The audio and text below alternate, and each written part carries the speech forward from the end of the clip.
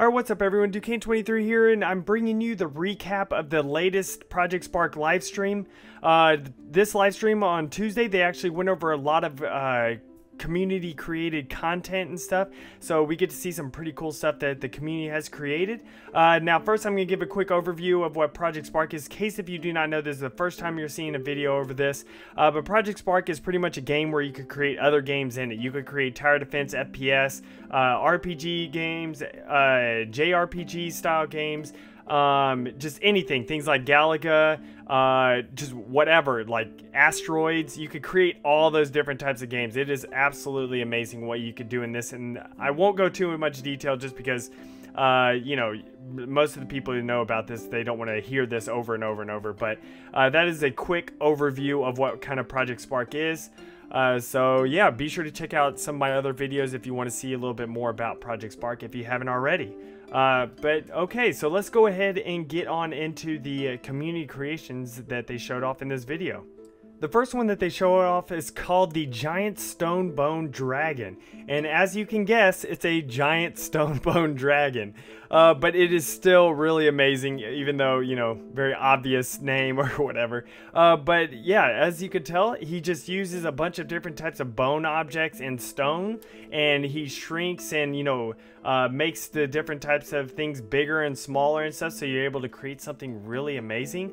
One other thing that's really cool about this is just that if you want like that dragon in your level or something, you can always like save the dragon itself, not the whole level, like save the dragon itself, and you can paste it into another one of your levels. So people can create some pretty cool stuff, and then you're able to paste that stuff into your level. Now I'm sure there will be some way of still giving credit to the people who originally, you know, created the dragon and stuff like that. But you can also like copy and paste the entire dragon, so you can have multiple of them in your level, so you don't have to rebuild it, you know, piece by piece and stuff like that. So it's just really cool, the fact that, you know, they thought of all these aspects of the game that you'll want in there, and, you know, they thought about it and they're like, okay, we got to make sure we include that into the game. Some other stuff, guys, is that, you know, they did say that you're able to animate the, you know, dragon itself. They haven't gone into any details. They're going to be doing a live stream in the future on how to animate things, because it's a little bit more complicated and stuff, and so they will be going on in the future and showing a live stream over that. But you are able to animate the dragon and stuff and actually have it, you know, like try to attack you and everything, so that's really cool. If you notice, like a lot of these objects are grouped together whenever he's grabbing them and moving them. You're able to paste objects together, and then you can paste the entire dragon itself together, or you could just paste certain points of the objects together and stuff like that. So that's, again, just really cool. Alright, so this next one that they show is called the Winged Guardian, and it's the same type of thing as the Stonebone Dragon, but it's of course a Winged Guardian. It's what I mean by the same thing. It's not, there is no map, it's just a really cool creation that someone made. And again, you can animate this and everything if you know how. Of course, you got to know how to be able to do something like that. But I love the detail in this Winged Guardian. That sword right there is made up of a bunch of little swords just expanded out really big. And all these, you know, his wing parts are just made out of rocks and everything. So it just looks really cool.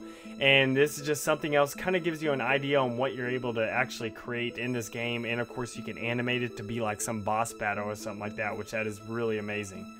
Alright, so this next one is called Eating Your Dragon, with a little winky face there.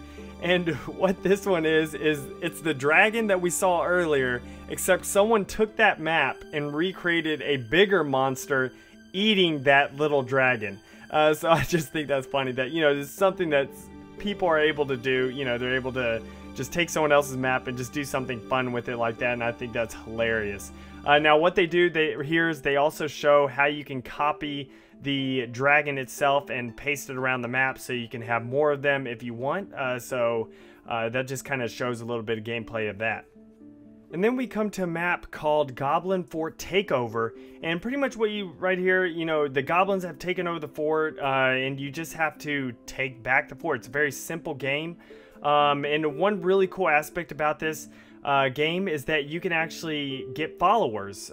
So you can not only just try to go fight the goblins yourself, but you can actually get some of these other people around the world and get them to follow you so they can help you attack. Now, one thing that you got to be careful about that's, a little bit of an issue with this map is that if you get in front of your own players attacking, they will actually shoot you and they will do damage to you also, and they could kill you.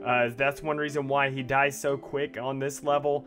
But it's overall, it's really cool, very nice idea of something. I can't wait to be able to see people expand this a lot bigger and not just this real small thing right here. But yeah, so I can't wait to see that. Then the next map is called The Fountain, and this one is pretty much just an aesthetic piece that people are able to just go look around. It doesn't have any quests, doesn't have anything like that, but it kind of shows you what you're able to build. And as you can tell, this is something that would look really great in some fantasy type thing, like a Skyrim style place or whatever. That would look really awesome in.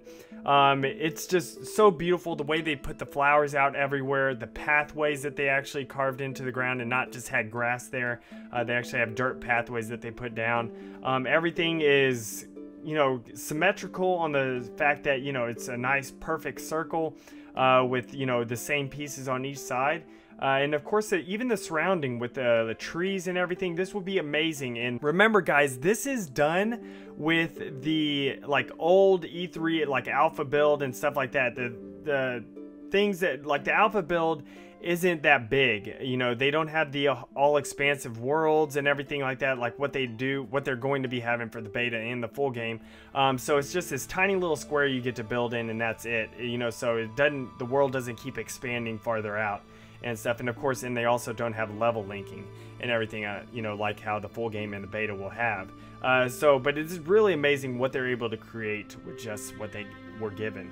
This next one is called Defender, and this wasn't created quite by the community. This was created by a Team Dakota, one of the, I guess, developers and stuff, but it's just something really cool. It's a tower defense game. It's a very simple, not, very complicated tower defense game, but it's still really awesome to be able to, see everything. This tower defense, you could choose from either an archery style tower, which is just an arrow tower, or you could choose a fireball tower, which is probably best to do a fireball just because it does a lot more damage against the bigger guys, which later on you get more big guys. And the great thing about the fireballs also is that it puts fire on the ground, so if enemies run over it, then they will burn and stuff. Another really cool thing about this level is the fact that you can actually take over a tower and actually aim each shot you want. So you could take over a tower and shoot it yourself, which a great example of another tower defense game that's like that is one of the Toy Soldiers games. If you haven't played those games, it is really fun. It's on Xbox Arcade. I'm not sure if it's on other platforms, but I do know for sure it is on Xbox Live Arcade. And Toy Soldiers is a really fun game that has a tower defense where you do get to do things like this and take over a tower and actually shoot it yourself. But this is just really cool. Very simple game. I'm sure it wasn't too simple to create, but it's just a simple game for people to play, and it's a tower defense. Alright, and then we come to a level that is just called First Creation, and it is just very first creation that this guy has done on the alpha, and it's really it's very simple. All you do is collect the coins and everything. There's nothing too major, no major story aspects and stuff about that. But you just collect the coins. I love how he actually colors your character, so it's different colors, not just normal looking.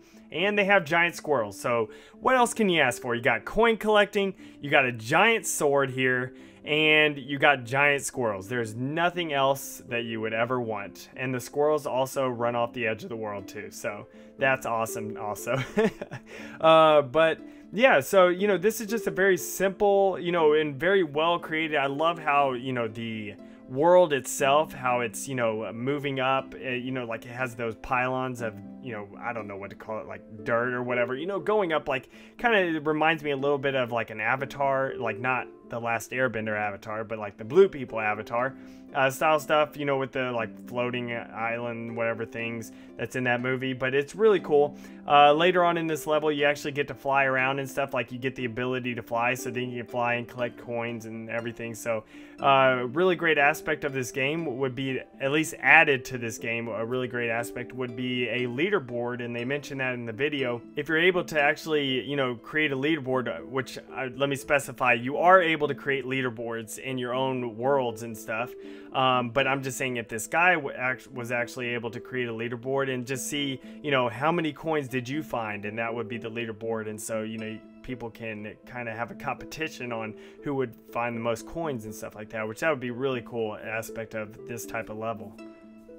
Alright, so this next map is called the Madness of the Marble, and it is just like one of those typical marble games where you roll your marble around and you try to get through the level.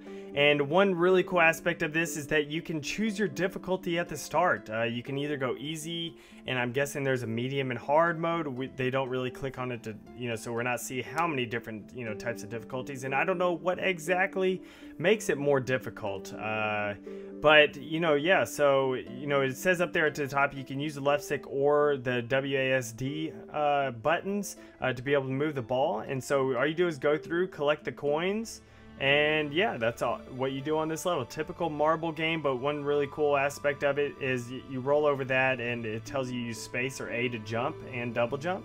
So you can jump your ball to be able to get it up on top of certain ledges and stuff like that. That's really awesome. So yeah, again, this is just one of the amazing games that you're able to create with Project Spark. So simple, but yet I can't wait to see what people are to create and how, you know, maybe they're able to make some really difficult style marble games where it has some pretty crazy stuff in it. And so yeah, so we'll go ahead and go on to the next one now. And this one is called Rune Jumper 1.2, and pretty much what this is kind of like a Simon Says type of game, where if you notice up on the top right, see how it flashed yellow right there? So you got to jump on the yellow platform and the other one's lower down, and of course if you're on the wrong platform then you lose. But yeah, so it's really interesting to, you know, just be able to make this type of game is really awesome. This just like the marble one previously, this game really shows kind of, you know, what you can do with Project Spark. You're able to, you know, would you ever sorry, I can't speak, but would you have ever thought of being able to make a game like this in Project Spark? Most people think of things like, you know, making like Skyrim or making a JRPG or even a first-person shooter or something like that, but making something like, you know, Simon Says or whatever is really cool to be able to see something like this. Alright, so this next map is called Pinocchio's D&D settings, and this is pretty much just a quick mock-up for his idea for D&D. It doesn't have anything on it, it's just a quick mock-up idea. And so while, you know, he's kind of running around on here, kind of showing off the map and stuff like that, I'll go ahead and ask y'all, what do y'all think y'all will be making first in Project Spark? Go ahead and leave a comment down below. Will y'all be making RPG, FPS, or something totally different? You know, things like asteroids or Geometry Wars. We've already seen things like that. Or, you know, where y'all be doing a completely new idea, something completely new that has never been seen before. Or, you know, are y'all just going to try to maybe remake something? Like I know someone said they're going to try to remake Pokemon and stuff. So will y'all be trying to do that? Or, you know, just tell me, leave a comment down below on what possibly y'all will be doing in your very first Project Spark creation. Personally, I'm not sure what I will be doing. I'll probably just run through at least a little bit and just make a quick mock-up level or whatever of something, and just, you know, just see what I can do in the game and everything. And so yeah, that's probably what I personally will be doing. And the next level is called Armageddon and stuff. I love how they did and stuff, but that right there says do not touch the lever. Now, of course, everyone in the world will touch the lever whenever they, you know, see that, and a bell starts ringing. And as you can tell, this is a very simple map. They're probably just trying some stuff out, but then all of a sudden some meteors start falling down and busting up the ground. I wish they would have painted the ground, at least, you know, painted it something like, let it be dirt or grass or I don't know, just something, just so it can have a little bit of texture there. But that's pretty cool that they had you know, a whole bunch of meteors come dropping down and hitting the ground and stuff like that. That's really awesome. So this is just a very simple type of thing. They have some, you know, broken up rocks and jagged rocks, it looks like over there. It looks like this is just kind of like a testing type of thing. You know, they just wanted to test to see what, you know, they can build, or and see what it's like to be able to build something like this. Alright, and so this next one is called the Modular Dungeon 2.0. Now what this is, it pretty much just has roof, wall sections, and, you know, intersection points and stuff like that, all just laid out for you so you can copy and paste these things into your own level. It'll be very interesting to see people do this with a whole bunch of other things, like so you can make a quick and easy dungeon without having to put all the pieces together and build it yourself. So you're able to just copy and paste this guy's pieces into your world. So that's just really cool that someone's able to make something like that. So yeah, this is a fairly simple concept, and you know, it's just really cool what this guy did.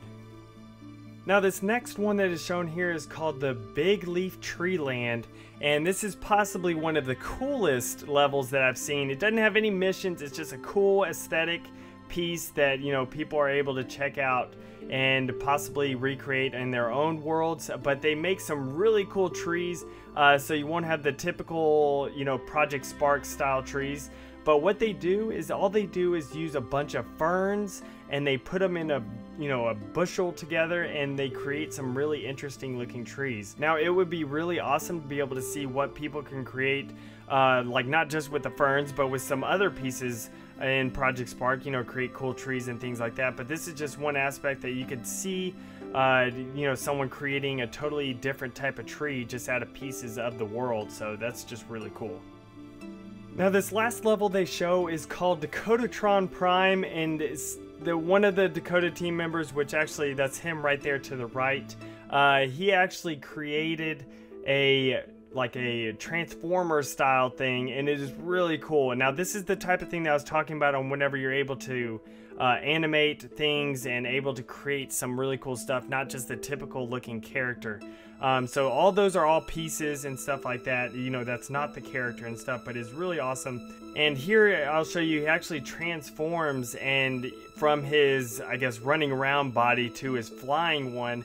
And then once he actually transforms and goes back into hitting the ground, it actually forms kind of like a little shockwave. It kind of, you know, leaves a little divot in the ground and takes out the grass, and kind of, you know, forms like a dirt path. So like if he, you know, actually hits and kind of grinds up against the ground and stuff. So this is just really cool. Just a great thing to be able to see in the game.